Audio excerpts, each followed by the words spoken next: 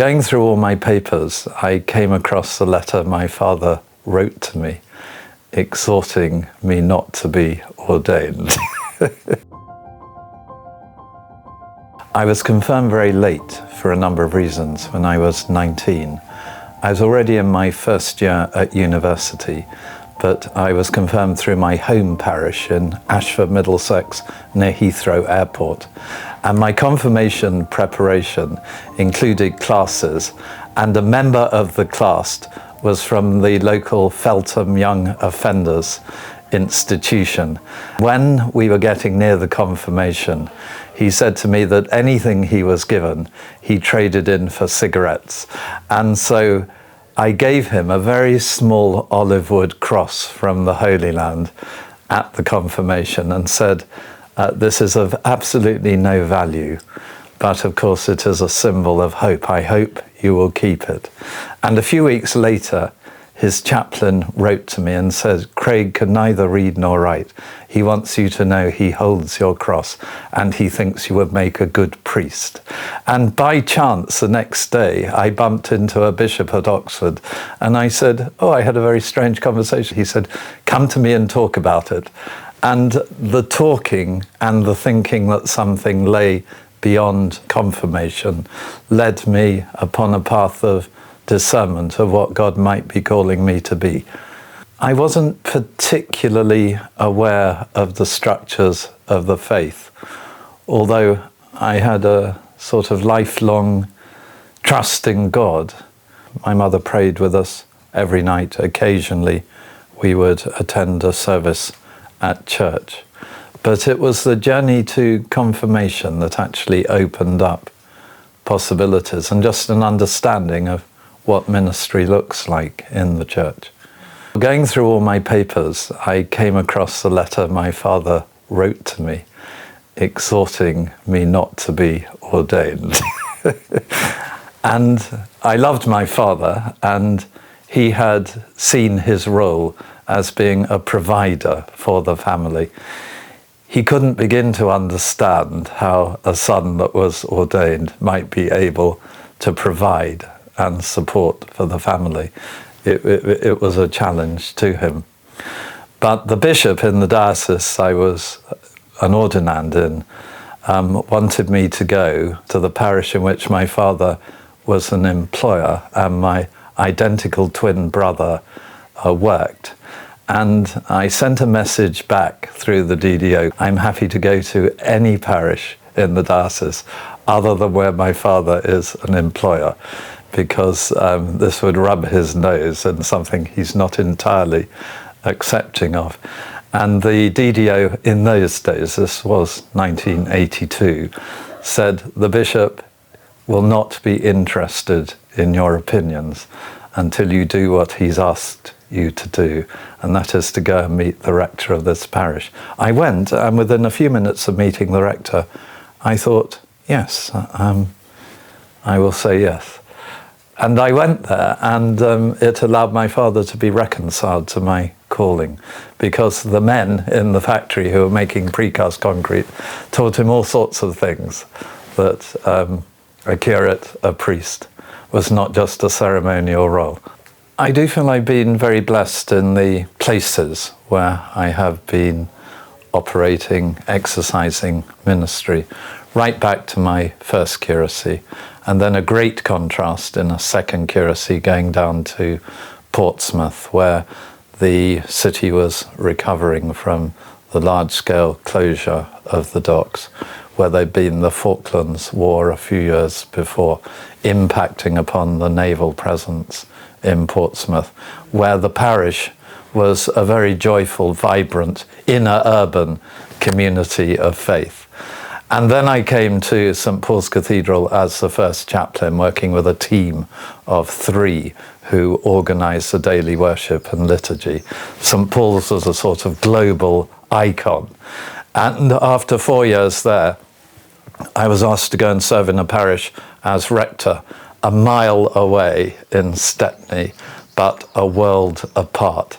And those contrasts, those great contrasts, have been what have formed and shaped my ministry in which I continue to give thanks for. And after parish ministry, the then Bishop of London walked me 3 times round the crypt of St. Paul's, trying to persuade me, against my better instincts, that I should agree to becoming an archdeacon. I loved the parish I was in, and leaving the parish was painful. And it took me some time to see how an archdeacon can resource, support, encourage, get alongside, provide a parish with the support it needs to go forward in its mission. That I couldn't immediately see from the outside, and I saw it rather better from actually doing what I'd been asked to do again. And then cross the river, first of all to be Bishop of Woolwich and then Bishop of Southwark. So I give thanks for the contrast. I give thanks for the inner urban focus that there's been. I give thanks for seeing that wider context of a diocese like Southwark, where there is amazing diversity on every vector. And I see that diversity as God's gift and blessing. And I give thanks for being able to support parishes and clergy and actually keep focused on calling for everyone through our baptism, not just those who are set apart in some particular way. Parish, of course, is the bedrock of the church. A great change has been that people would have understood ministry until very recently as ordained ministry.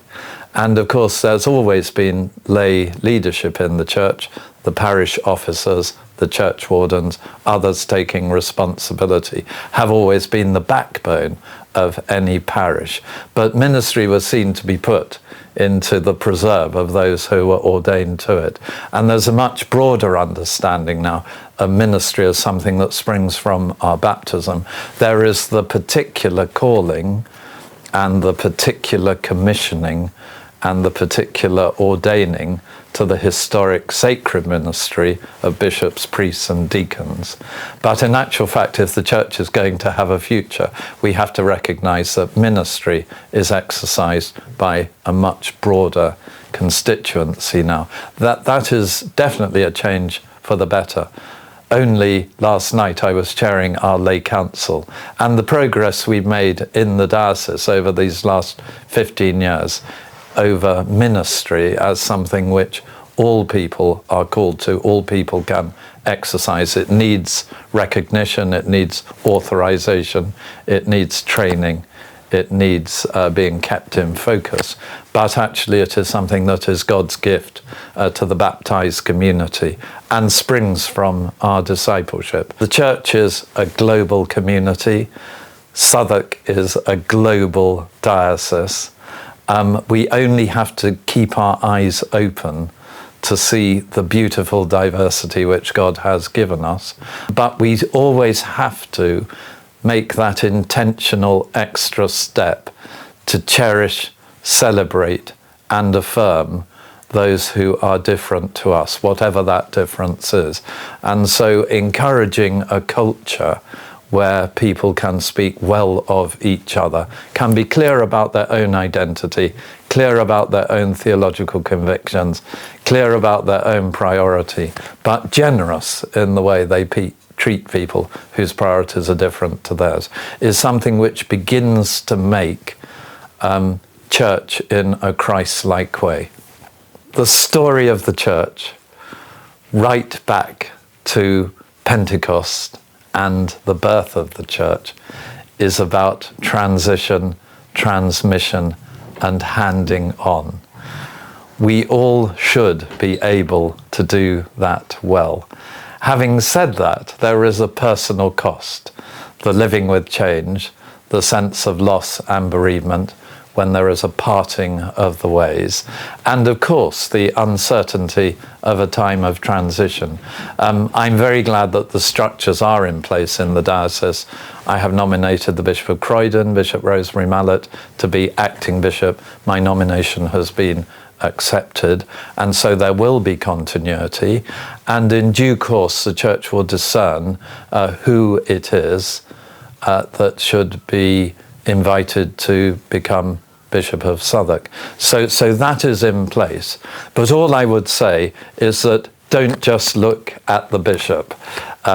Look at the structures by which the bishop shares their ministry, by which there is an episcopal team in this diocese which relies on having an effective area system and 3 very good area bishops. There are archdeacons, there are area deans, there are the parish clergy, there are our lay officers, our lay ministers, there are those who work right at the centre of the diocese to seek to lead, enable and serve to the best of their own ability. So teamwork has to be the way forward, and any bishop is only as good as their team. I think as a bishop, the thing I remember most is feeling utterly inadequate but for the grace of God.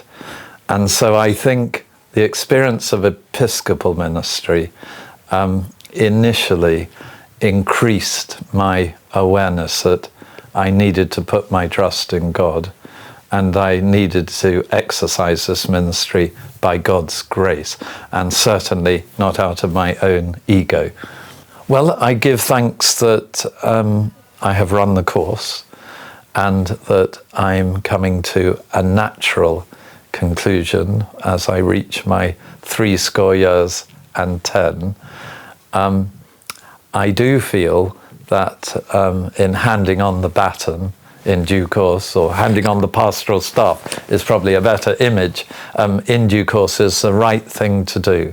And so I hope that when I get off that treadmill of the daily round, which I always have given thanks for, I rejoice in most of it, not all of it, but most of it.